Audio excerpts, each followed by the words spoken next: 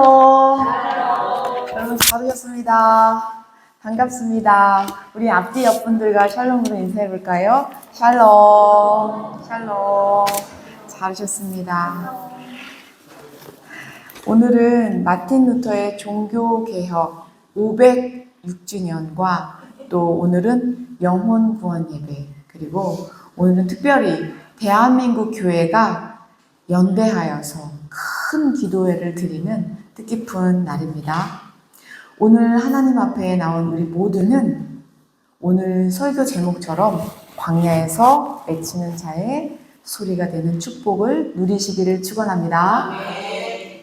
우리 옆 사람에게 한번 축복할까요? 광야에서 외치는 자의 소리가 됩시다.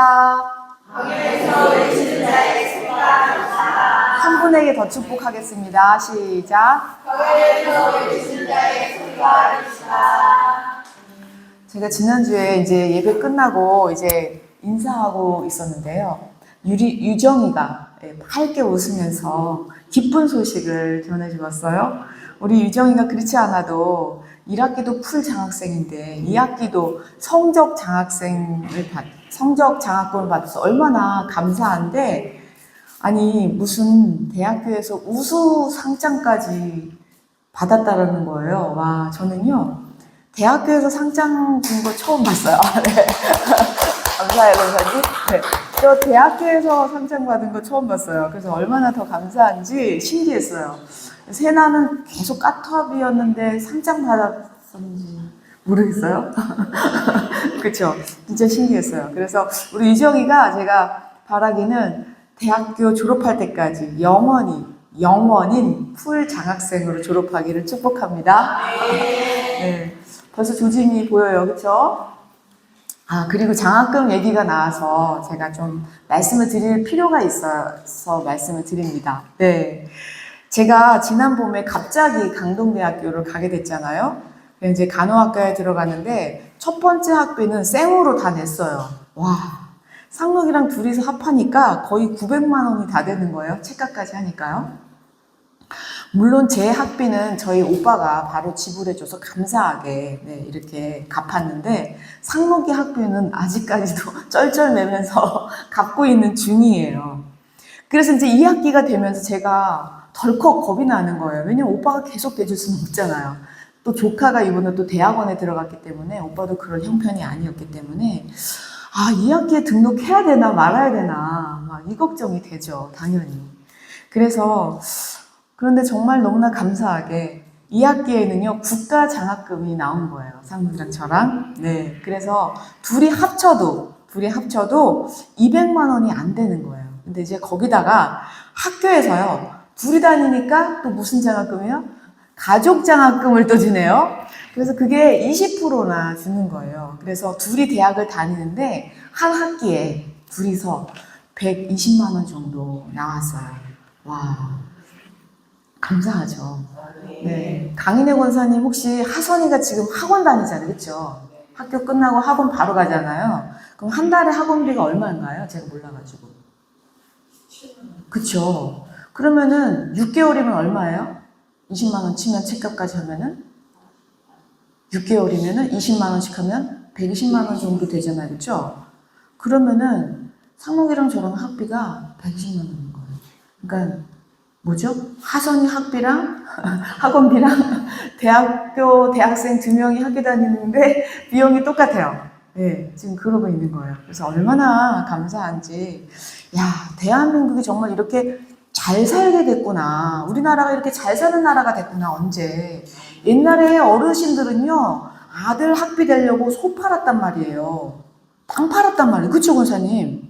그렇지 않아요? 그때는 그랬단 말이에요. 그런데 이렇게 혜택이 주어지는 거 얼마나 하나님께 감사했는지도 모릅니다.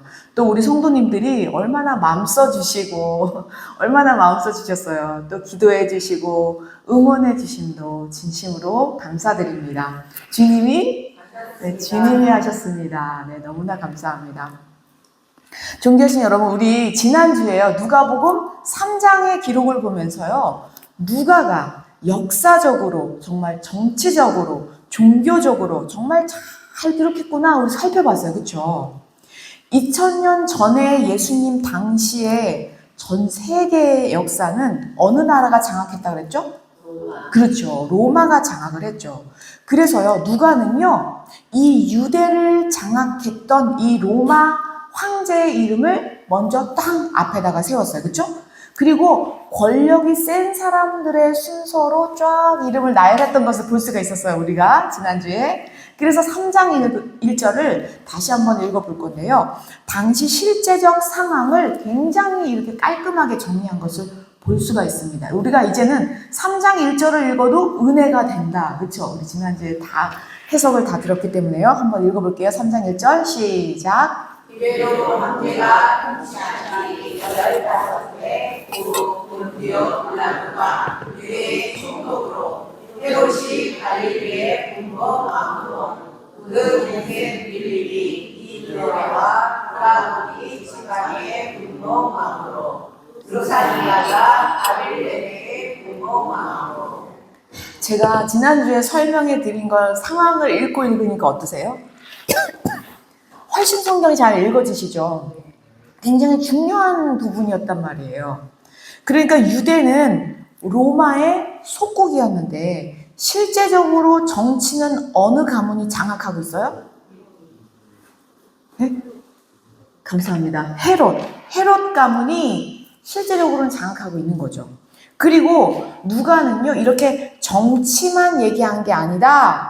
종교는 더하다 라고 하면서 2절에는 종교를 이렇게 또 기록하고 있는 걸 볼 수 있습니다. 2절도 읽어보겠습니다. 시작. 안나스와 가야바가 대제사장으로 있을 때 하나님의 말씀이 빈들에서 사가랴의 아들 요한에게 임하니라. 네, 원래 제사장은 몇 명이어야 돼요? 한 명이어야 되는데 여기 지금 몇 명 나와요? 네, 2명이라는 거예요. 안나스는 가야바의 어떤 관계였어요? 그쵸, 장인 어른이 딱 앞에 있어요. 안나스는 제가 지난주에도 제가 설교를 자세히 알려드렸지만요. 안나스는 5명의 아들을 다 돌아가면서 제사장으로 하고 이제 아들 찬스가 끝나가지고 누구를 쓰고 있는 거예요? 네, 사위를 앉힌 거예요. 그러면서도 맨 앞에 이름이 누가 먼저 나와요? 안나스가 나오기 때문에 누가 실세예요? 그렇죠. 그러니까 가야바는 뭐예요? 네, 명목상이에요. 바지 사장님이에요, 지금. 실세는 누구다? 안나스다. 그래서 지금 종교는 어느 가문이 꽉 잡고 있는 거예요? 그렇죠, 감사합니다. 안나스 가문이 꽉 잡고 있는 거예요. 종교는 안나스가 꽉 잡고 정치는요? 헤롯. 지금 이 이중구조, 아니요, 삼중구조죠. 로마까지 합하면. 보세요. 그래서 지금 이 백성들은요, 로마의 속국이니까 어디에다가 세금을 먼저 내야 돼요? 로마에다가 막 내야 돼요, 세금을. 그런데 실제적인 이 정치 세력이 누구였다고요? 헤롯. 그러니까 또 이중 부과를 해야 되는 거예요, 헤롯에게. 예. 그뿐만이 아니죠. 종교적으로는 또 얼마나 억압이 심했는지요. 정치 세력보다 더 했다. 이렇게 유대인들은요, 이런 삼중고를 당하면서 어디 가서 그 어떤 하소연조차 할 수 없는 그런 암담한 시대였구나라는 것을 우리가 1절과 2절만 봐도 알 수가 있었던 거죠. 그런데 너무너무 감사하게도요, 오늘 본문의 말씀을 보니까 하나님의 말씀이 어디에서요? 그렇죠. 빈들에서. 지금 빈들에 있는 사갈의 아들 요한에게 임하니라. 네. 지금 존귀하신 여러분, 빈들은요. 빈들이 뭐예요? 그냥 비어있는 들이에요. 아무것도 없는. 그쵸? 그러니까 아무것도 없는 그런 빈들에 하나님의 말씀이 임했다라는 거예요. 이렇게 비어있는 빈들에 하나님의 말씀이 임하니까요. 3절에 이런 현상이 일어납니다. 우리 현상을 볼까요? 3절 시작. 요한이 요나가 죽은 에서에 와서 제사함을 방해하는 회개의 세례를 전파하니. 아멘. 하나님의 말씀이 빈들에 임하니까 요한이 죄사함을 받게 하는 회개의 세례를 전파했다는 거예요. 지금 아무것도 없는 빈들에 하나님의 말씀이 임하니까 지금 수많은 사람들이, 지난주에도 말씀드렸죠? 다 왔잖아요. 그렇죠? 온 사방에서 구름대처럼 지금 몰려와서 지금 뭐 하고 있어요? 네, 회개의 세례를 받고 있는 거예요. 다시 말해서 회개를 하고 있는 장면이에요. 구름대처럼 모여와서 회개하고 있는 거예요. 회개. 지금 아무것도 없는 빈들에 수많은 사람들이 이렇게 모여와서 회개하는 거는 기적이에요. 그렇죠? 근데 더 놀라운 기적이 있습니다. 뭐냐면 이 장면이 이미 성경에서 예언되었다는 거예요. 그냥 이렇게 된 게 아니라 이미 이 장면이 어떻게 해요? 예언되었다. 그래서 3장 4절에 그 다음 구절에 이렇게 기록합니다. 읽어보겠습니다. 시작. 선지자 이사야의 책에 쓴바 광야에서 외치는 자의 소리가 있어 이르되 너희는 주의 길을 준비하라 그의 오실 길을 공개하라. 아멘. 아멘입니다. 누가 예언했어요? 선지자 이사야. 그쵸. 이사야가요. 아무것도 없는 광야에서 이렇게 세례 요한이 외치는 자의 소리가 된다는 것을 성경의 이사야가 이미 예언했다라는 거죠. 이사야는요, 세례 요한이 나오기 600년 전 사람이에요. 그러니까 600년 후에 일어날 일을 미리 다 이렇게 예언했다라는 거죠. 그러면서 이사야는요, 세례 요한을 오늘 설교 제목으로 이렇게 표현하죠. 우리 오늘 설교 제목을 한번 크게 읽어볼까요? 시작. 광야에서 외치는 자의 소리. 한 번 더요. 시작. 광야에서 외치는 자의 소리. 이걸 누가 예언했다고요? 이사야. 그렇죠. 그래서 그 이사야가 예언한 대로 지금 누가 외치고 있어요? 세례. 그렇죠. 보세요. 구약에서 예언자의 전형이라고 했던 그 예언자는 기억나시나요 혹시? 감사합니다. 엘리야가 구약의 전형이에요. 다시 말해서 그 예언자들, 선지자들의 전형은 누구예요? 엘리야예요. 엘리야. 그런데 또 구약의 예언서에서 가장 길게 예언한 예언서의 종합이 누굴까요? 이사야. 그게 이사야예요. 오늘 말씀 예언한 이사야죠. 그럼 이사야는 몇 장으로 되어 있죠? 감사합니다. 66장. 성경은 66권. 똑같아요. 그래서 이 이사야의 예언은요, 정말 놀라워요. 왜냐면 세례 요한의 이 예언만 한 것이 아니라 예수님의 탄생도 예언하시고요. 또 예수님이 다시 올 재림도 예언하고 새하늘과 새 땅까지 예언한 게 바로 이사야의 예언인 거예요. 그런데 이 말씀은 하나님이 이사야를 통해서 하신 말씀이잖아요. 그렇죠? 그러니까 하나님의 말씀이라는 거예요. 이 이사야의 말씀이. 하나님이 하신 말씀을 이사야를 통해서 했기 때문에 이사야가 한 말이 뭐예요? 하나님의 말씀이구나. 이것이 중요한 거예요. 바로 이 말씀이 세례 요한에게만 하신 말씀이 아니라 오늘 하나님의 자녀인 우리 모두에게도 하시는 말씀이기 때문이에요. 제가 지난번에도 말씀드렸지만 세례 요한이 예수님의 초림을 준비했잖아요. 그렇죠? 우리는 예수님의 재림을 준비해야 된다는 거예요. 그래서 우리에게 해당되는 말씀이 이 말씀이에요. 우리 옆 사람에게 말할까요? 예수님의 재림을 같이 준비합시다. 예수님의 재림을 같이 준비합시다. 네, 우리 현숙자 집사님하고요, 김홍녀 성도님은 같이 앉으세요. 다음부터요. 우리 그 마스크 쓰고 우리 코로나 때문에 한 의자에 한 명만 앉게 했는데 이제는 나란히 앉으셔가지고 손잡고 같이 준비하시기를 바랍니다. 다음 주에는 같이 앉으셔가지고 같이 하세요. 왜냐면은 혼자 예배 드리는 것만큼 외로운 게 없어요. 네. 그거 굉장히 외로워요. 같이 앉아서 같이 으쌰으쌰 하시기를 축원합니다. 그래서 지금 우리도 세례 요한처럼 광야에서 외치는 자의 소리로 살아내야 합니다. 근데 광야에서 뭐라고 외쳤어요?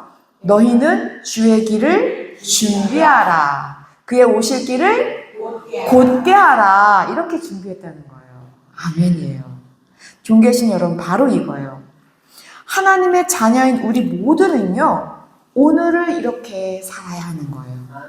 우리는 예수님의 오실 길을 준비하고 그의 오실 길을 곧게 하는 거예요. 이게 우리의 인생이 되어야 합니다. 예.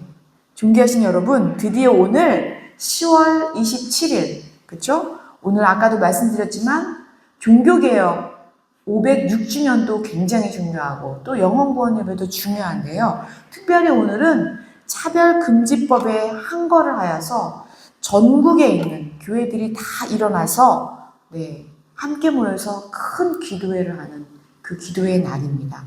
보세요. 우리가 코로나 때 교회가 얼마나 많은 사실 핍박을 당했어요? 얼마나 많은 내몰이를 당했어요? 무시당했잖아요. 솔직히 교회는요, 다른 어떤 곳보다 깨끗했어요. 청결했어요. 그리고 나라에서 하라는 그런 질서를 어떤 곳보다 잘 지켰다고요. 그런데도 마치 교회에서 코로나가 퍼진 것처럼 교회를 매도하고 이렇게 악한 세력들이요, 정치적으로 또 방송국에서요, 교회를 수없이 때립니다. 그러나 그렇게 교회를 때리는 대로 맞으면서도요, 우리는 한국교회는요, 묵묵하게 예배의 자리를 지켰습니다. 그러나 오늘 이 차별금지법에 대해서만큼은 우리 교회들이요, 묵묵하게 침묵을 지킬 수 없기 때문이에요. 우리 교회들이 오늘 세례야 요한처럼 광야에서 외치는 자의 소리가 되려고 합니다. 이 하나님의 법을 정말 정면으로 공격하고 있는 이 차별금지법 앞에서는 교회가요, 이 교회가 먼저 일어나야 하기 때문입니다. 지금 이 차별금지법이 우리나라만의 문제가 아니거든요. 전 세계적으로 이 차별금지법이 통과된 나라는요, 정말 돌이킬 수 없는 혼란 속에 빠져 있습니다. 정말 끔찍한 거예요, 끔찍한 거, 이거는요. 예. 현재 우리나라는요, 이 동성 커플을 합법화하는 과정 중에 있는데요. 이 동성애자들에게 의료보험 혜택을 지급해야 할 법적인 근거가 지금 만들어지고 있는 그런 상황이에요. 이 과도기예요. 그 국민의 세금이 그 동성 연애자들에게 고스란히 지금 전달돼야 되는 지금 그런 상황이라고요. 그래서 이때 교회가 일어나서 막아내지 않으면 정말 엄청난 재앙이 도래합니다. 사실 우리는 다 살았어요. 그렇죠? 뭐 법이 바뀌어서 얼마나 바뀌겠어, 우리한테는. 진짜 중요한 거는요, 지금 유림이, 유정이, 세나, 준섭이 같은, 하선이 같은 다음 세대가 지금 파격이에요. 얼마나 큰 문제인지 몰라요. 이거 재앙입니다. 아니 그럼 하나님은 사랑이라고 했는데 교회는 동성애자들을 미워하나요? 왜 박해하는 거예요? 그쵸, 그럴 수 있죠. 보세요. 사람은 사랑해야 되지만 죄는 끊어내야 합니다. 이것이 성경적인 가치관이에요. 우리가 사람을 미워하는 게 아니라 그런 법이 우리나라에 들어오지 못하도록 막아내야 한다는 거예요. 동성애라는 것은요, 하나님의 창조 질서를 이 악한 세상의 법을 가지고 하나님의 법을 파괴시키는 일이거든요. 사실 현재 우리나라의 국민 중에 대다수가 누가 동성애를 그렇게 찬성할까요? 동성애가 뭐예요 도대체?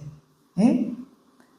아니 누가 남자끼리라고 얘기하면은 누가 남자의 그 항문에다가 자신의 성기를 넣고 대변이 터지고 피가 터지는 것을 얼마나 좋아하겠어요? 도대체 몇 명이나 좋아한다고 그 법에 전 국민이 지금 사인을 해야 되는 거예요?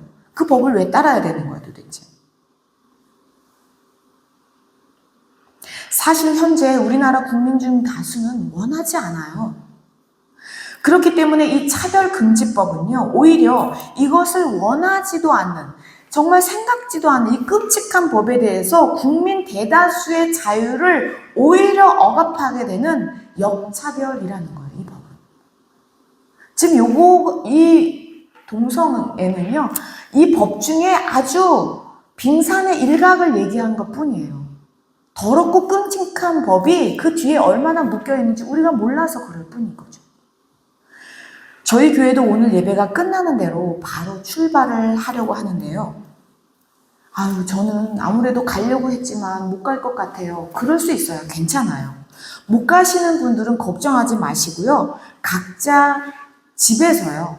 제가 유튜브를 올려드릴 테니까 그거를 틀고 하나님의 뜻이 하늘에서 이루어진 것 같이 우리나라 대한민국에서도 이루어지게 해달라고 한마음 한뜻이 되어서 있는 곳에서 기도하시면 됩니다. 존귀하신 여러분, 오늘은 대한민국의 교회가 연합하여서 세례 요한의 목소리를 내야 할 때입니다. 광야에서 외치는 자의 소리가 되어야 합니다. 3.1 운동도 교회에서 이룩한 정말 하나님의 외침이었어요. 지금 다시 한번 이 악한 법을 막아서는 그 앞장서는 것을 교회가 해야 될 때입니다. 주님이 오실 길을 준비하는 저와 여러분이 되시기를 축원합니다. 다시 본문으로 가서요. 이사야는 주님이 오실 길을 준비하는 것을 이렇게 선포합니다. 5절, 6절입니다. 읽어보겠습니다. 시작. 모든 골짜기가 메워지고 모든 산과 다른 산이 나뉘어지고 모든 것이 몰아지고 험한 길이 평탄하여질 것이요 모든 육체가 하나님의 구원하심을 보리라 함과 같으리라. 아멘, 아멘. 정말 이사야가 이것을 예언했잖아요. 그렇죠? 그것을 이사야가 예언한 대로 지금 누가요? 세례 요한이 이것을 선포하면서 모든 골짜기를 직접 메워가고 있습니다. 그것이 3장 7절이에요. 우리 7절 읽어보겠습니다. 시작. 요한이 세례를 받아 나오는 우리에게 이르라. 독사의 자식들아 누가 너희에게 이르러 사사올 진노를 피하라 하더냐. 네, 세례 요한이요 지금 막 메꾸고 있는 거예요. 메꾸고 있는 거예요. 이 장면이에요. 그럼 제가 지난번에도 말씀드렸는데요. 독사의 자식들아, 이거는 엄청난 욕이에요. 욕. 성경이라서 독사의 자식들아라고 이렇게 번역을 해놨을 뿐인데요. 우리 동네에도 뱀이 요즘 많아요. 그쵸? 문단속 잘 하셔야 됩니다. 뱀 들어옵니다. 네, 아무튼 뱀이 많은데 뱀을 가지고 우리가 욕으로 만드나요? 그렇지는 않아요. 그쵸? 그럼 이걸 우리나라의 욕으로 바꾸면 뭐가 될까요? 네, 개땡땡이 되는 거예요. 개땡땡. 왜 개땡땡이 되는 거예요? 우리나라에는 뭐가 많아요? 동네마다 개가 많았다니까요. 그래서 옛날에는 요즘 제가 어렸을 때만 개를 먹기도 하고 그랬잖아요. 돌아가면서. 그래서 어떤 욕이 많아요? 개땡땡 욕이 되게 많아요. 개 뭐 땡땡, 개땡땡, 그쵸? 그런데 지금 이스라엘은 무슨 욕이 많다고요? 뱀땡땡이에요. 그러니까. 독사의 자식들아 그러면은 우리의 개땡땡이라고 생각하시면 되는 거예요. 이해가 되시죠? 이게 문화적인 차이예요. 거기는 뭐가 많아요? 그러니까 뱀이 많아요. 우리나라에 뭐가 많아요? 개가 많아요. 그래서 동물의 이름을 앞에다가 놓고 개땡땡, 뱀땡땡 지금 하고 있는 거예요. 그래서 지금 독사의 자식들아 이게 우아한 얘기가 아니에요. 개땡땡이었었어요. 그럼 지금 세례 요한이 도대체 누구에게 이렇게 개땡땡이라고 욕을 할까요? 지금 누구라고 나와 있어요? 여기 본문에? 지금 이거는 누가 기록한 거예요? 누가가 쓴 거잖아, 누가가. 그런데요, 마태복음은 써 있어요. 누가는 이방인이었기 때문에 이러한 디테일한 걸 몰라요. 그래서 마태복음을 가볼게요. 누구한테 지금 개땡땡이라고 했는지 좀 봐야 돼요. 마태복음 3장 7절입니다. 읽어보겠습니다. 시작. 요한이 많은 바리새인들과 사두개인들이 세례를 받는 대로 오는 것을 보고 이르되 독사의 자식들아 누가 너희를 가르쳐 임박한 진노를 피하라 하더냐. 네, 지금 독사의 자식들아 이 개땡땡아 하면서 누구한테 얘기하고 있어요? 바리새인과 사두개인. 네, 이거 놀라셔야 됩니다. 왜냐면요, 바리새인들 보통 사람들이 아니에요. 바리새인들은요, 그 당시 유대의 랍비 선생님들이에요. 어마어마한 사람들이에요. 훈장님들이란 말이에요. 그리고 사두개파 사람들은요, 정치 세력이에요. 성전에서 일하는 굉장히 높은 사람들이란 말이에요. 예, 이 바리새인들도 이 유대인들이 존경했던 율법 학자들이고 사두개인들도 성전에 높은 직위를 가진 정치 세력이 있는데 이 사람들한테 뭐라고 그래요 지금? 네, 개땡땡아 막 이렇게 욕하고 있는 거예요. 도대체 어떻게 된 거예요? 그런데 이 사람들이요, 한두 명이 나온 게 아니에요. 뭐예요? 많은 바리새인들과 사두개인들이 나왔어요. 지금 세례 요한이 개땡땡으로 말하고 그 상대가 돼요, 안 돼요? 그런 사람들이 아니란 말이에요. 사회적으로 보면은. 근데 더 놀라운 거는요, 이 세례 요한이 그 사람들보다 훨씬 더 유명했기 때문에 나온 거예요. 훨씬 더 사람들이 따라다녔기 때문에 이들까지도 따라온 거라는 거예요. 욕을 먹으면서도 나온 거예요. 아니 누가 욕하는데 가고 싶어요? 근데 욕을 먹으면서도까지 나오는 이 기적 같은 일이 벌어진다니까요. 그만큼 세례 요한은 당시 사회적으로나 정치적으로나 핵 인싸였어요. 예.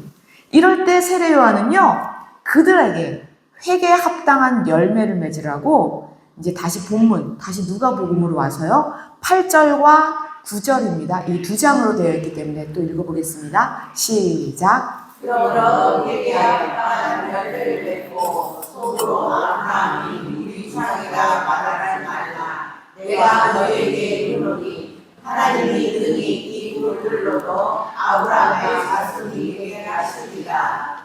이미 모기가 나무 뿌리에 놓였으니 좋은 열매 맺지 아니하는 나무마다 찢어 불에 던져지리라. 네, 이 말씀을 들으면 좀 어때요, 마음이? 좀 오싹하지 않아요? 네. 지금 이렇게 정치 세력들, 종교 세력들 앞에서 개땡땡아 하면서 막 이렇게 독설 같은 말을 풀어내고 있어요. 왜냐하면 회개를 촉구하고 있기 때문이에요. 회개에 합당한 열매를 맺으라고 하면서 세례 요한은 좋은 열매를 맺지 않은 나무마다 찍어 불에 던져지리라. 심판이거든요, 이거는. 심판을 말하고 있는 거예요. 그러니까 백성들이 막 어찌할꼬 하면서 야, 큰일 났다. 지금 종교 지도자들, 정치 세력가들한테도 저렇게 막 날선 검을 가지고 휘둘러 대는데 그럼 도대체 우리는 어떻게 살아야 되지?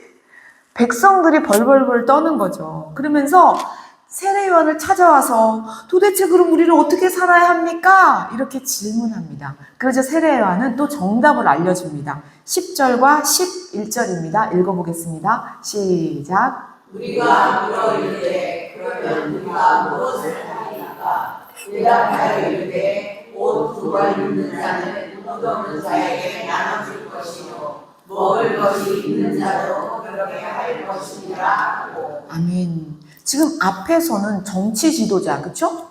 종교 지도자들한테는 그렇게 큰 소리로 막 쳤는데 이번에는요, 세례 요한이 회개만 외친 게 아니라 백성들에게는 어떻게 살아야 하는지 아주 쉽고 명확하게 알려주고 있습니다.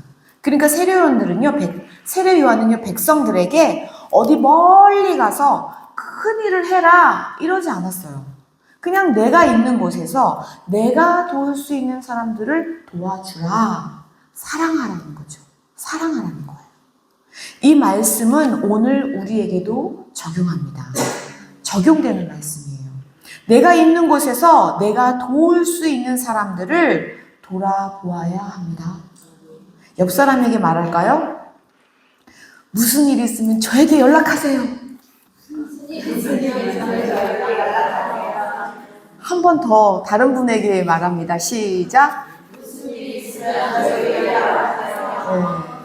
연락할 수 있는 사람이 한 명이라도 있으면 자살하는 사람은 없습니다.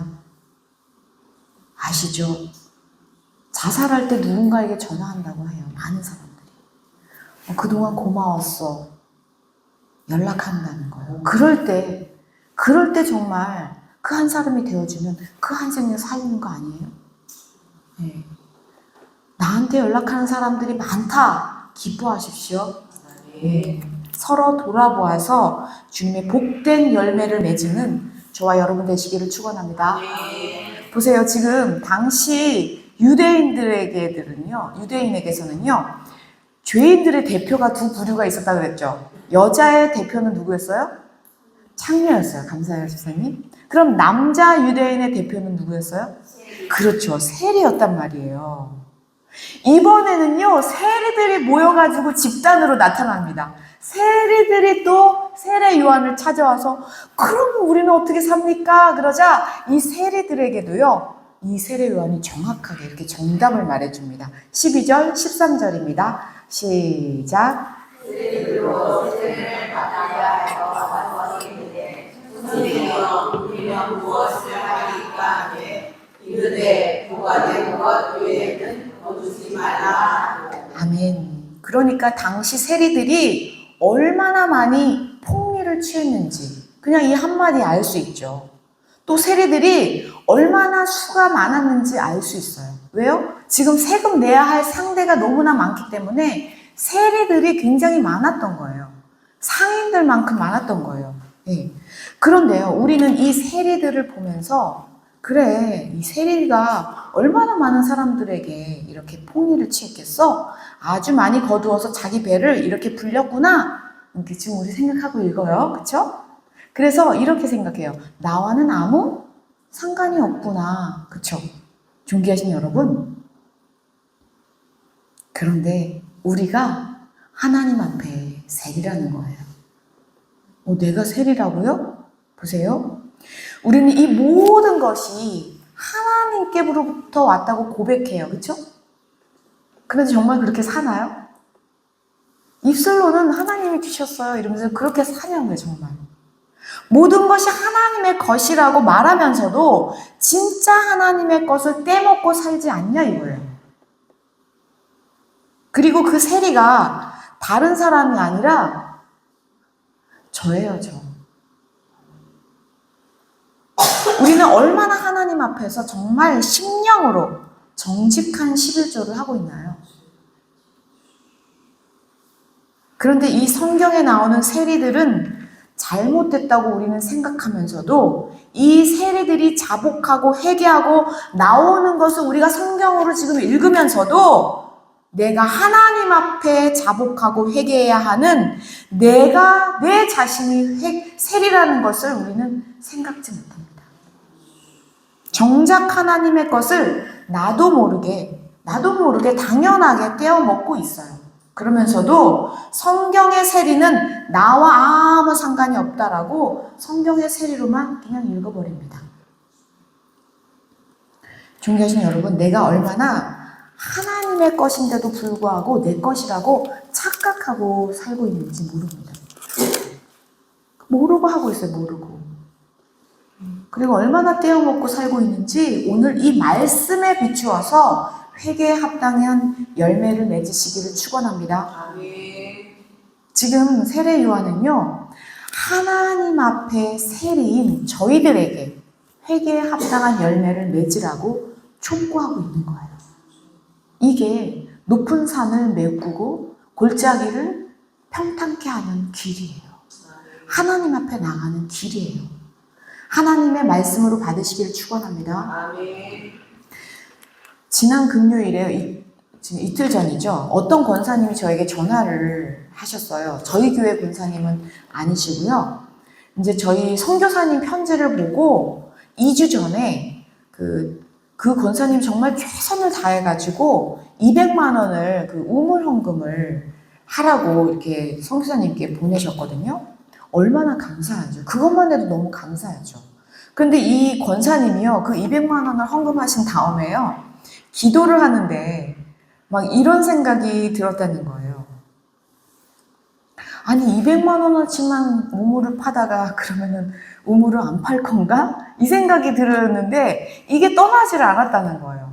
아니 내가 200만 원어치 드린 것도 열심히 했다고 했는데 200만 원어치만 파다가 그럼 우물을 파다가 말 건가? 이 생각이 계속 드니까 기도가 안 돼가지고 이거 어떻게 해야 하다가 고민하다가 남편 권사님하고 의논하셨다는 거예요. 왜냐면 남편 권사님이랑 같이 이렇게 적금을 붓는 게 있었는데 같이 의논을 하셔가지고 그 적금을 깨셨다는 거예요. 와, 제가 적금 깨가지고 이렇게 성경 공부하시는 분 처음 봤어요. 제가 알기로는. 이게 적금을 깨면은요, 바로 그날 안 나온다는 거예요. 그래서 저한테 전화하시면서 제가 지금 적금을 깨고 오는 중입니다 하고 전화하신 거예요. 그러면서 적금을 깨면 며칠 있다가 준대요. 바로 그날 안 나오고. 그래가지고 다음 주 화요일 날 드릴 테니까, 그러면서 목사님 죄송해요 이러는 거예요. 아니 저한테 뭐가 죄송한 거예요 이분은 도대체. 그러면서 이러는 거예요. 제가 그때 생각해서 아예 700이든 1000만 원이든 채워서 했었어야 되는데 내가 이렇게 마음이 괴로웠다고, 죄송하다고. 아니 그렇게 헌금을 하면서 죄송하다는 권사님의 전화를 받았어요. 이게 정말 주님이 하시는 거 아니에요? 존귀하시는 여러분, 제가 지금 여러분들께 이런 말씀을 드리는 이유는요, 선교는 하나님이 하신다는 거예요. 돈이 많은 사람이 하는 게 아니에요. 제가 여러분들에게 선교하라고 하는 것도 아니에요. 왜냐하면 우리 성도님들은요, 지금은 최선을 다해서 하고 있기 때문이에요. 각자의 지금 자리를 지키는 것만 해도 너무나 잘하고 계시거든요. 저희 목장에서 한 나라를 품고 얼마나 기도하고 열심히 섬기고 계세요. 우리 교회는요, 성도님들은요, 더 이상 선교연금을 특별히 따라하거나 하지 않으셔도 됩니다. 성도님들은 이미 충분히 넘치게 하고 계시기 때문에 저는 여러분들께 진심으로 늘 감사하게 생각합니다. 선교는 하나님의 일이기에 하나님이 하나님의 사람을 통해서 일하십니다. 우리 설성감리교회는요, 이미 선교적인 교회고요. 우리 목장도 이미 선교 목장이에요. 오늘 선교 발표하실 건데 얼마나 기대가 되는지 몰라요? 어제 우리 진영 집사님 올려주셨는데요. 그 선교사님이, 그 김태형 선교사님이 그 짐바브웨에 계속 있을 수 없어가지고 비자 때문에 바로 옆에 나라인 보츠와나로 가신 거예요. 그런데 그 보츠와나에서 고위공직자를 어떻게 만나셨어요. 그러니까 그 고위공직자가 우리를 좀 도와달라. 그래서 지금 사진 올라온 게 그 나라에, 보츠와나 나라에 피신 갔다가 거기에는 고아원을 방문해가지고 또 사진을 찍어서 올려셔서 정말 너무나 감사했어요. 선교는요, 우리 교회가 선교로 특화된 교회 아니에요? 너무나 저는 여러분들이 한 분 한 분이 너무나 자랑스러워요. 우리 김태형 선교사님도 기도할 때마다 눈물이 난다고 해요. 왜요? 짐바브웨 목장이 가장 연로하신 분들이시잖아요. 눈물을 머금고 지금 우리가 서로 이렇게 기도로 선교하고 있잖아요. 그런데 가장 중요한 말씀은요, 우리는 이걸 떠나서요, 우리는 성경 말씀을 기준으로 살아야 한다는 거예요. 지금 세례요한 앞에 서 있는 세리들처럼 우리 설성감리교회 온 성도님들도요, 어찌할꼬 하는 심령으로 하나님 앞에 서서 회개에 합당한 열매를 맺으시기를 축원합니다. 이거는 개인적인 얘기예요. 하나님 앞에 서는 거죠. 이것은 엄청난 축복입니다. 이것이 축복의 시작이에요. 이것이 주님의 길을 예비하는 거예요. 하나님은요, 이 회개한 심령 위에 열매를 맺게 하시거든요. 회개에 합당한 열매를 맺으시는 저와 여러분 되시기를 축원합니다. 다시 14절로 본문을 가보면은요, 이 시대에 막강한 포식자들이 등장합니다. 당시 군인들은 정말 잘 보여주고 있는 이 상황이에요. 당시 군인들을 한번 보겠습니다. 14절입니다. 시작. 군인들도 물어이르되 우리는 무엇을 하리까 해 이르되 사람에게서 강탈하지 말며 거짓으로 도발하지 말고 받는 음료를 족한 줄로 알라. 아멘. 당시 군인들은요, 그 당시에 가장 큰 공권력을 실제적으로 가지고 있는 사람들이었어요. 옛날에 우리나라요, 정말 우리나라랑 비교하시면 더 이해가 빠르실 것 같아요. 우리나라 일제강점기 때요, 순사들이 허리에 뭐 차고 다녔어요? 허리에. 어깨에는 총을 차고 허리에는 칼을 찼죠. 네. 총이 많은 시대는 아니었어요. 그래서 웬만한 순사들은 뭐 차고 다녔어요? 네, 더 놀라운 거는요, 교단의 교사들도요, 칼을 차고 올라왔다는 거예요. 네. 뭐 교사들은 저리 가라고요. 지금 순사들을 예를 들어보면요, 순사들이 칼을 차고 다니다가 지금 자기 마음에 안 드는 사람이 나타나면 어떻게 될까요? 입에 담을 수 없는 처참한 피 흘림이 있어도 우리나라 사람들이 한 걸 할 수 있을까요? 그런 시대였어요, 여러분. 불과 100년 전인데도. 그러니 지금 2000년 전이에요, 2000년 전. 그러니 군인들만 나타나면요, 애들이 울지를 않아요. 도망가요. 싹 골목이 없어져요, 사람들이. 예. 그래서 세례요한은요, 이 군인들에게 뭐 하지 말래요? 강탈하지 말며 거짓으로 고발하지 말고 받은 급료를 족한 줄로 알라, 이거예요. 그러니까 보통 군인들이요, 백성들을 어떻게 했다고요? 강제로 그냥 아무거나 막 물건 남의 집에 들어가서 막 가져가도 뭐라고 할 수가 없는 거예요. 옛날에 일제에 우리나라에 쇠붙이를 하나도 남겨놨나요? 소 다 들고 갔어요, 여러분. 교회 그 종 다 빼갔어요. 수저 하나도 남기지 않았어요, 우리나라. 강탈을 했어요. 지금 거짓으로 뭐 고발한다는, 거짓이 아니에요. 이거는 협박이었어요, 협박. 위협하죠. 자기 마음에 안 드는 사람 그냥 감옥에 집어넣는 거예요. 그런데 마지막 말씀이요. 급료를 족한 줄로 알라는 거예요. 감사한 게 없는 거예요. 감사한 게. 목사님, 저희는 이 군인들과 아무 상관없는데요? 네. 존귀하신 여러분. 그런데 우리는 하나님 나라의 군사입니다. 하나님 나라의 군대예요, 우리가. 그런데 우리는 다른 사람들을 강탈하지 않아요. 누가 요즘에 강탈을 해요? 다 안 강탈해요. 거짓으로 고발하지도 않죠. 그러나 우리는 하나님 나라의 군사라고 하면서도요, 속으로는 사람들을 내 마음대로 판단합니다. 얼마나 정죄하는지 몰라요. 속으로 죽이는 사람이 또 얼마나 많아요, 우리가. 비록 고발을 하지는 않죠. 그러나 내 마음 맞는 사람끼리 모여서 어떻게 해요? 다른 사람의 단점을 고해 바칩니다. 그리고 마지막으로는요, 내가 받은 급료를 족한 줄로 여기나 되돌아봐야 합니다. 사실 돈에 대해서 족하게 여기는 사람이 얼마나 있겠어요. 그렇죠? 돈은 항상 부족할 따름이죠. 돈을 많이 벌면 벌어서 번 만큼 부족하고요. 적게 벌면 말할 수 없이 더더욱 부족하죠. 이게 돈 아니에요? 여기서 세례요한이 족한 줄 알라라는 것은요, 감사하라는 거예요. 받은 것만으로도 감사해라 라는 거죠. 다음 주가 추수 감사주일이에요. 우리는 감사를 찾아야만 볼 수 있는 사람들이에요. 오늘 주보 별지에 제가 감사지를 넣어드렸어요. 그거 잊어버리지 말고 꼭 갖고 오세요. 다음 주에 보면 꼭 잊어버렸어요 하시는 분들이 계신데, 잊어버리지 마시고 일주일 동안 감사를 찾으셔야 합니다, 여러분. 왜냐면은요, 우리가 토마토 하나라도 이렇게 먹으려면은 심어야 되잖아요. 근데 잡초는 어떻게 해요? 네, 심지도 않아도 그냥 무럭무럭 자라잖아요. 이용훈 권사님이 1년 내내 잡초하고 씨름하셨잖아요. 그쵸?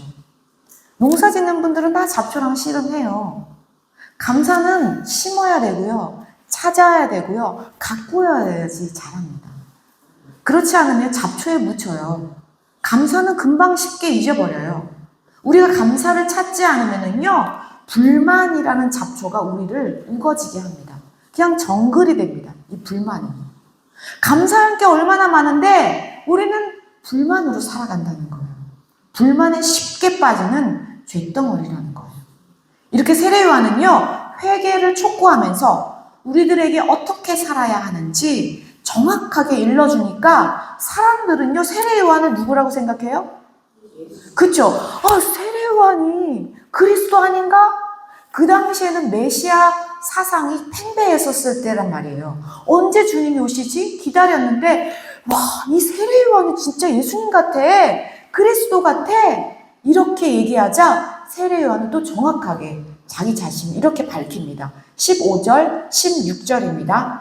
그 다음 PPT까지 있습니다. 읽어볼게요. 시작. 백성들이 바라고 기다리며 모든 사람들이 그와 나를 꼭 그리스도신가 심중에 생각하니 요한이 모든 사람에게 대답하여 이르되 나는 물로 너희에게 세례를 베풀거니와 나보다 능력이 많으시니가 오시나니 나는 그의 신발끈을 풀기도 감당하지 못하겠노라. 그는 성령과 물로 너희에게 세례를 베푸실 것이요. 아멘, 아멘. 세례 요한은요, 항상 그렇게 얘기했어요. 나는 그리스도가 아니다라고요. 계속해서 말하고 다니는 것을 우리는 사복음서 여러 곳에서 발견할 수 있어요. 그리고 세례 요한은요, 이사야가 자신을 예언했잖아요. 그렇죠? 그래서 자신은 그리스도가 아니라고 하면서 오직 예수님만을 준비합니다. 그리고 세례 요한은요, 예수님이 재림주로 오신다고 이렇게 선포까지 합니다. 17절입니다. 시작. 손에 키를 들고 자기의 타작 바람을 정하게 하사 알곡은 모아 곳간에 두고 주정이는 꺼지지 않는 불에 태우시리라. 왜 이렇게 세례 요한이 예언했냐면요, 이사야가 예언한 것을 세례 요한이 알았기 때문에 이 세례 요한은 이사야의 모든 예언을 통달했습니다. 그래서 지금 그것을 가서 적용하고 있는 거예요. 이게 다 이사야가 예언한 대로 세례 요한이 선포하고 있는 장면이기 때문이에요. 그래서 이사야가 그대로 예언한 대로 예수님이 오시면 심판주로 오실 것이다 라고까지를 예언하고 있는 거죠. 제가 이 부분에 대해서는 예전에 굉장히 자세하게 설교를 했기 때문에 여기에 굉장히 많은 함의가 있지만 이 부분은 넘어가고요. 세례 요한의 오늘 결말까지 누가는 이렇게 기록합니다. 18절부터 20절까지입니다. 오늘 마지막입니다. 씩씩하게 한번 읽어주세요. 시작. 또 그 밖에 여러 가지로 만나여 백성에게 좋은 소식을 전하였으나 문고와 헤롯은 그의 동생이 아닌 헤로디아의 일과 또 자기가 행한 모든 악한 일로 말미암아 요한에게 책망을 받고 그 위에 한 가지 악을 더하여 요한을 옥에 가두니라. 네, 지금 누가 세례 요한을 옥에 가두었어요? 그쵸. 분봉왕 헤롯. 이 헤롯은요, 옆에다가 성경 옆에다가 써놓으시면 좋겠어요. 뭐라고 쓰시면 되냐면요. 이 헤롯은요, 대헤롯의 둘째 아들이었어요. 그러니까 첫 번째 아들은 예수님이 그 애굽에 갔다가 들어오실 때 어떻게 해요? 심판받았잖아요. 그쵸? 그 대헤롯은. 그래서 지금 이 분봉왕 헤롯은요, 둘째 아들 안티파스였어요. 그래서 헤롯 안티파스예요. 그래서 이 구절 옆에 3장 그 19절 옆에 분봉왕 헤롯 옆에다가 지금 둘째 아들 분봉왕이니까 헤롯의 둘째 아들 안티파스 이렇게 써놓으시면 나중에 성경 읽으실 때 훨씬 잘 읽혀지십니다. 보세요. 지금 세례 요한은요, 모든 백성들에게 회개에 합당한 열매를 맺으라고 선포했을 뿐만이 아니라 헤롯 왕이 지금 자기 동생의 아내래요. 그럼 누구예요? 그렇죠. 주사님 감사합니다. 제수 씨를 지금 데리고 살고 있는 거예요. 이 분봉왕 헤롯 안티파스가요. 그래서 세례 요한은요, 지금 누구한테 회개하라고 선포한 거예요? 헤롯에게요. 왕에게요. 감히. 네. 그 아무도 지금 헤롯 왕에게 어떤 말도 못할 때 세례 요한은 오히려 이 헤롯에게 지금 회개하라고 엄중하게 꾸짖은 거예요. 만약에 보통 사람이었으면 헤롯이 당장 어떻게 해요? 죽였겠죠. 그런데 지금 세례 요한은 온 백성이 따르던 선지자였기 때문에 바로 죽일 수가 없었어요. 그런데 밖에다가 두면은 계속 세례 요한이 헤롯에 대한 잘못을 얘기하면 온 백성이 알면 얼마나 이게 수치예요. 정치적으로 자기가 지금 위협을 받았기 때문에 어쩔 수 없이 지금 세례 요한을 백성들의 눈치를 봤지만 그래도 세례 요한을 감옥에 가두고 있는 거죠. 이렇게 세례 요한은 정말 이사야가 예언한 그대로 예수님의 오실 길을 정말 잘 준비하고 있었던 것을 우리가 확인했습니다. 이렇게 세례 요한은요, 바리새인들과 그 사두개인들의 리더들이잖아요. 이 집권자들이잖아요. 그들에게는 어떻게 뭐라고 얘기해요? 그래, 감사합니다. 독사의 자식들아, 이 개땡땡들아 하면서 회개하라고 강력하게 촉구하고요. 백성들은 어떻게 해요? 서로 사랑하라. 서로 도와주라는 거예요. 두 보루를 있으면 하나라도 퍼서주라. 서로 같이 협력하라는 거예요. 그러면서 세리들에게는요, 하나님 앞에서 정직한 열매를 맺으라고 가르쳐 줍니다. 그뿐만이 아니라 마지막에 찾아온 이 군인들에게는 받은 것을 어떻게 해요? 감사하라 라고 말씀하십니다. 존귀하신 여러분, 이 말씀은 누구에게 합당한 거예요? 오늘 나에게 하신 말씀이에요. 오늘은요, 영혼 구원 예배이며 말틴 루터 종교개혁의 506주년의 종교개혁 기념주일입니다. 우리가 영혼 구원 예배를 드리고 또 말틴 루터의 이 종교개혁을 지키는 것은요, 다른 게 아니에요. 세례 요한처럼 광야에서 외치는 자의 소리로 회개하며 예수님의 오실 길을 준비하는 것입니다. 오늘 설교 제목처럼 우리도 세례 요한이 되어서 광야에서 외치는 자의 소리가 되어야 합니다. 하나님의 자녀는 모두 그렇게 세례 요한처럼 예수님의 오실 길을 준비해야 합니다. 이제는 정말 마지막 때예요. 정말 마지막 때로 얼마나 빨리 달려가고 있는지 지금 그런 악한 법들이 우리나라의 문턱 앞에 와 있잖아요. 이 마지막 때에 놓치면 안 됩니다. 정신을 차리고 근신하여 깨어 있어야 합니다. 오늘 광화문에 나가서 외치든지 우리가 있는 처한 곳에서 집에서 외치든지 우리 하나님 나라의 법이 자유대한민국의 땅에서 다 이루어지기를 간구하시는 저와 여러분 되시기를 축원합니다. 이제 기도하고 목장별로 나와서 발표하시겠습니다. 하나님 아버지, 600년 전에 이미 하나님은 예언하셨습니다. 광야에서 외치는 자의 소리, 그 소리의 예언 그대로 세례 요한이 나와서 하나님의 말씀을 성취하였습니다. 하나님 아버지, 그 말씀을 오늘 우리에게도 주시니 감사합니다. 오늘 우리도 광야에서 외치는 자의 소리가 되어서 예수님의 오실 길을 준비하게 하여 주옵소서. 오늘 광화문에 가든지 집에 남아있든지 하나님의 기뻐하시는 방향대로 저희가 한 마음이 되어 나갈 수 있는 은혜를 베풀어 주옵소서. 이제 목장별로 나와서 그 나라와 그 민족을 향하여 주신 하나님의 사랑을 전하고 선포할 때에 주님 함께하여 주옵소서. 이 모든 것을 감사드리며 주 예수 그리스도 이름으로 기도드렸습니다. 아멘.